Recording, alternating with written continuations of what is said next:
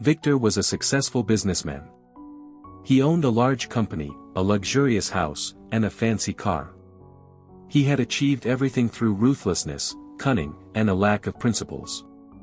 For him, personal gain always came first, regardless of ethics. He often exploited others, lied, and cheated to get ahead. In the evenings, he sat in his office, reviewing reports and plotting how to expand his influence. Despite his outward success, he felt an inner emptiness but did not seek to fill it. He viewed people as means to his own ends, whether employees or business partners. One day, a young man named Sergey came to his office. Sergey was just out of university, eager to begin his career in business, with dreams of doing good and making the world better. Sergey was honest, sincere, and full of hope for a better future. Viktor initially dismissed him, thinking him naive. But as Sergey proposed ideas about honest cooperation with clients and suppliers, Viktor began to listen carefully. Gradually, Viktor noticed something special in Sergey, an innocence and kindness that he himself had long suppressed. A few days later, Sergey suggested implementing a new strategy based on transparency and integrity. Viktor, skeptical, mocked him, accustomed to building his empire on deception and trickery. But Sergey persisted, asserting Viktor looked at him with disdain but was secretly contemplating his words. Inside, he questioned whether his ruthless methods were justified. Viktor found himself in internal turmoil. On one side, he wanted to maintain control and power, on the other, he felt doubts and empathy for Sergey's principled stance. He tried to dismiss these feelings, convincing himself, this is just business. Rules are made to be bent. Yet, deep down, he knew something was wrong. Meanwhile, Sergey continued to stand firm, demonstrating integrity even under pressure from Viktor and his associates. Viktor decided to close a major deal that would bring him millions. He prepared a contract with hidden clauses, inflated prices, and deceitful terms to cheat his client.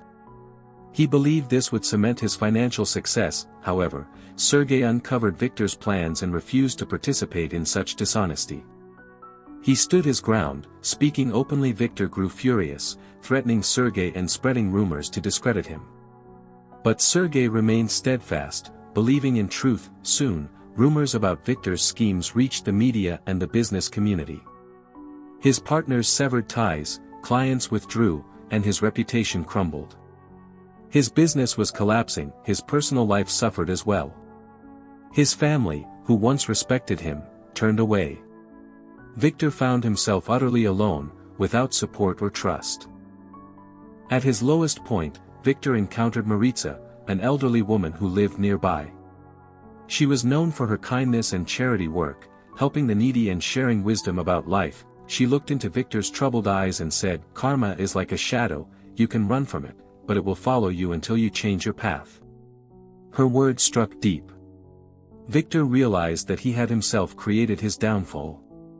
The choices he made had come back to him, a mirror of his actions. Transformation, redemption and lessons learned. Viktor decided to change. He began making amends, helping those he had wronged, returning stolen money, and working honestly without shortcuts. It was not easy, his old habits and pride resisted. Sometimes he reflected on his past misdeeds with regret, but he kept moving forward. Gradually, his actions aligned more with his conscience.